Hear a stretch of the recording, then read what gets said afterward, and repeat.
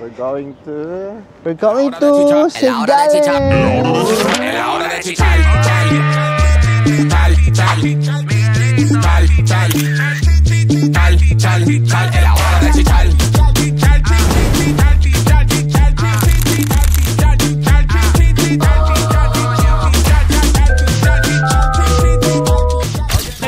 Nagpa-vlog kayo? Ako po may vlog po. Iyan ako po. Hello po tita, ano po pangalan niyo? Australia.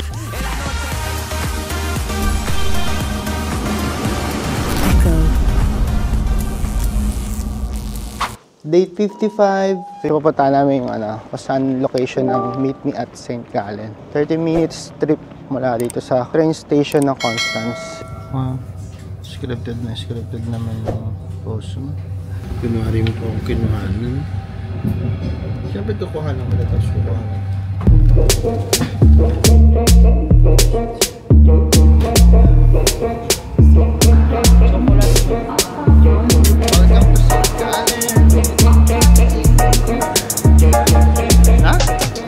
Hey mga karandom, ako si Eko. Today, sinamahan tayo ni Rocha sa St. Gallen, Switzerland para pumasyal. Mahigit na 12,000 Pinoy ang nasa buong Switzerland at ilan sa kanila ay mapatagpuan dito sa St. Gallen kung saan active ang community. First time ko nga pala pumunta dito mga karandom kaya sobrang saya ko kasi nakikita ko lang siya noon sa movie pero ngayon napuntahan ko na. At speaking of Pinoy, ipapakilala ko sa inyo si Tita Estrella, ang isa sa mga unang Pinoy na nanirahan dito. Ano nga ba ang buhay niya? Tara, makichismis tayo, alamin natin. Char. Sarado? So, nanap namin yung katedral na dito sa St. Gallen. Hindi namin mahanap. Itong pinasukan namin na isa, medyo sarado siya. Tapos yung isa parang nawawala. Pagod na ako. Hindi, ako kasi first time. Oh talaga? O di umalik ka sa lupa. First time ko sa St. Gallen, pero hindi ko first time sa Switzerland. So ano nangyayari sa atin ngayon? Naglalakad lang tayo. Nawawala ba tayo? Hindi naman actually, pero ayaw lang natin gumamit ng data. Tetipid tayo eh. Kaya Siguro report tayo. Ano unang napansin mo sa pagkakaiba ng Germany and Switzerland? tao, yung the way sila manamit. Parang mas dito mas sila eh. Mas conscious sila sa pananamit nila. Mas fashionable sila. Oo. Na-scam tayo. Bahayan eh. Baka sa kabila pa. Pero ang napansin ko dito, pag nagtatanong ako, hindi sila sumasagot. Sana ito na kasi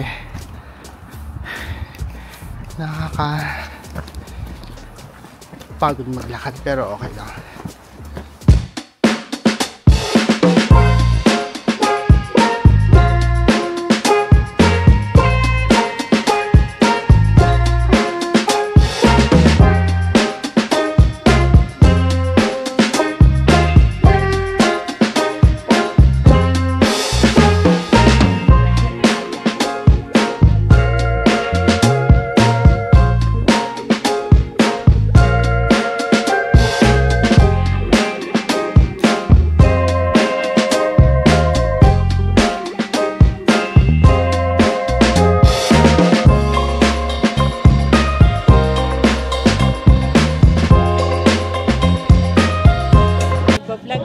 Ako po may vlog po. Iyan ako po. Sige ba? Hello po tita, ano po pangalan niyo? Australia. Nag-vlog po kami sa... Nagpunta doon sa Arbon. Maganda doon sa sea. Bowden Sea. Ay, hindi pa Ang po. ganda. Kaya, Baka nadaanan po namin. siguro, oo. Oo. Doon ka mo sa Constance? Opo. nadaanan. Nadaanan po. Maganda nga po yun. Friend ko naghintay sa... Ay, kasi... Sorry po. Sige po. Baka magalit. hindi naman Pilipina yun. Espanya. Ay, ganun? Spanish po siya. Oo, pero mabait. Dito ilang taon na po kayo dito sa sa St. Gallen? Uy, matagal na. Since 1979. Ay, talaga po? Wow. Kamusta po yung ano nyo dito? Yung parang... Pamumuhay? Opo. Okay naman. If I may ask po, paano po kayo nakapunta dito? Napunta, nag-asawa ako ng foreign. Oo. Taga dito po siya. Oo, taga dito. Opo. Not actually here in this place, sa Arbon. Okay po. Oo. Tapos, since then, dito na talaga po. Oo, dito na. Di ba may sabi niyo po kanina, may dalawa po kayong anak. Oo, may dalawa kong Nasaan na anak. po siya ilang? Nandoon sila, hindi lang malayo dito, mga 2 kilometers from here. Tapos isa yung eldest ko, teacher. At saka yung isa nasa Rice Bureau sa travel agency. Napunta po sila sa Pinas, hindi? Nakapagpasyal po sila sa Pinas? Oo, maraming beses. Pero hindi sila nagstay sa Cebu. Nagustuhan po nila yung Pilipinas? No? Nagustuhan nila, kumakain yun ng mga adobo. Ano yung pinaka-paborito niyang Chicken adobo. Saka nagustuhan nila dahil sa weather. Opo. Oo, papunta-punta sila. Pero ngayon may anak na sila, hindi na talaga makapagbiyahe ng malayo. Opo. May mga Filipino nurses po ba dito na? Madami. Naman sila, isa lang ang nakilala ko doon sa Will, si Maria Fee. At saka may isa pa si Nida, pero nag-retired na sila. Yung mga bago, pero ang dami naman. Kasi po parang, mga nurses po kami sa Germany.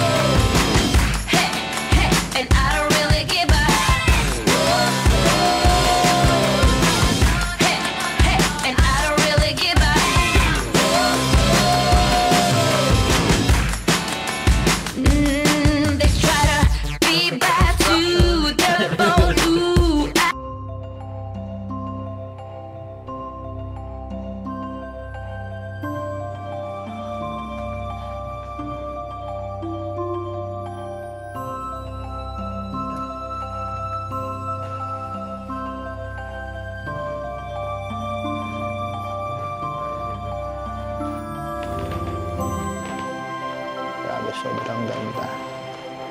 Sobrang ganda sa loob. May bayad nga lang na parang 18 Swiss franc. So, nakasulat naman siya.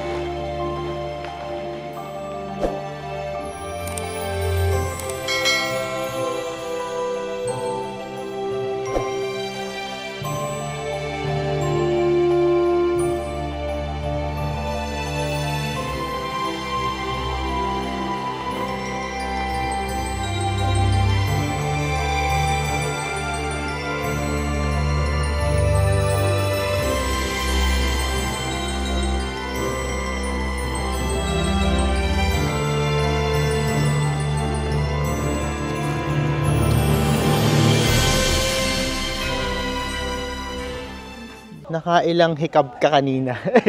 Ang daming hikab, makakanto. Nakakanto kasi yung Kasi nga, pinipilit mo pa talaga na umattend dun sa... kakagaling lang namin sa loob ng library. And siguro Grabe yung closed door interview doon sa loob. Grabe yung antok namin dalawa doon. Kasi pinipilit mo pang intindihin ko ano yung sinasabi ni ate. Pero enjoy naman. Ako nag-enjoy ako. Hindi pa nag-enjoy eh. Nag-enjoy ako, sobra. Nag-enjoy naman ako. Sobra, nag-enjoy ako. Guys, tingnan nyo yung mga tao dito.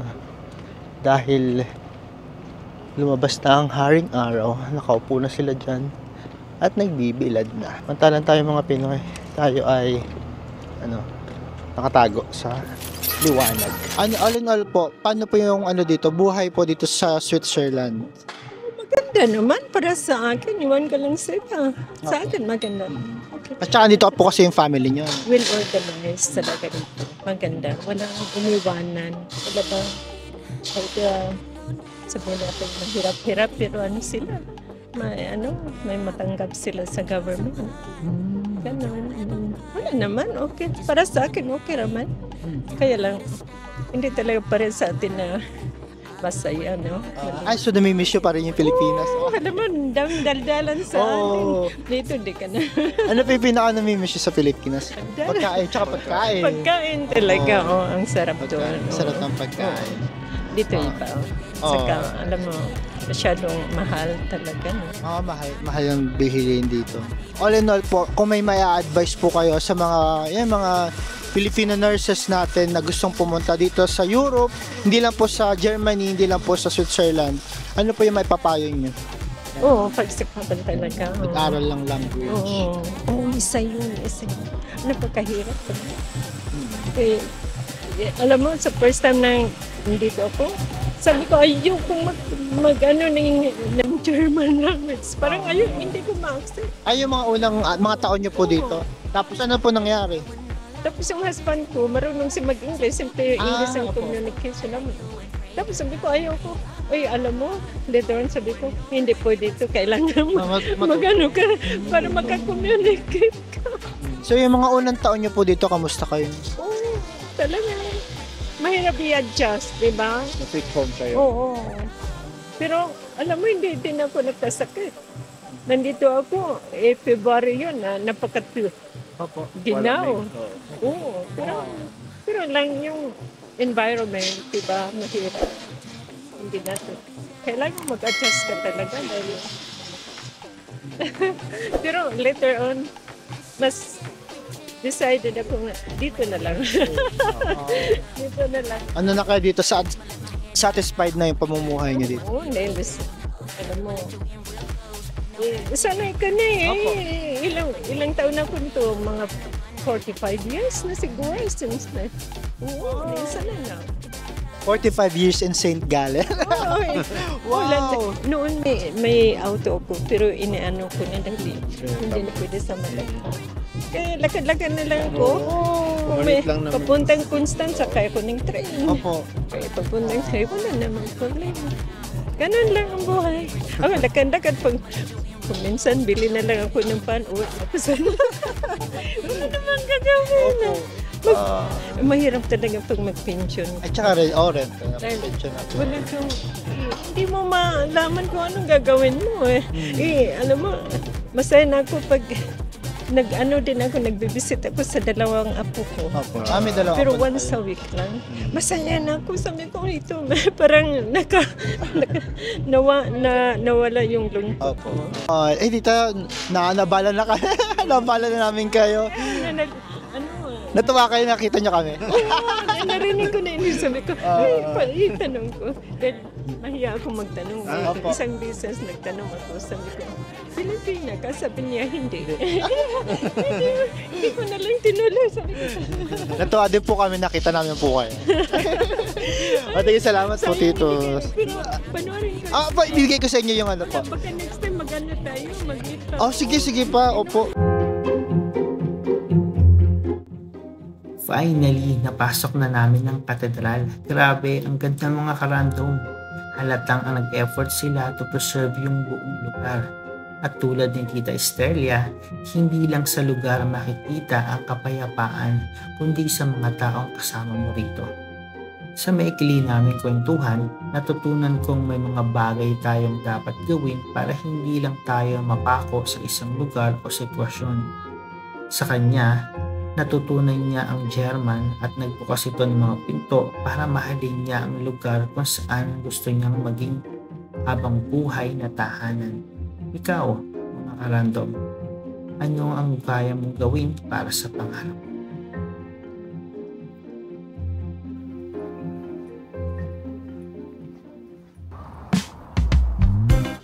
So kakagaling lang natin ngayon sa loob ng simbahan ng water ng holy water para sa buya natin mamaya sa Richmond. Kamusta ang pagkakalaan natin sa St. Gallen? Okay naman. Ano yung pinaka-highlight ng travel natin dito sa St. Gallen? Sa day 2. Yung bibliothèque. Ano yung bibliothèque? Library. Yung library nila dito, kaiba. Bakit yung kaiba? I mean, parang inantok ka eh. Nakita ko 3 beses ka naghikab. Oo, inantok ako dahil nga dun sa sa language. Then, tsaka yung oras kasi 1:30, 2:00.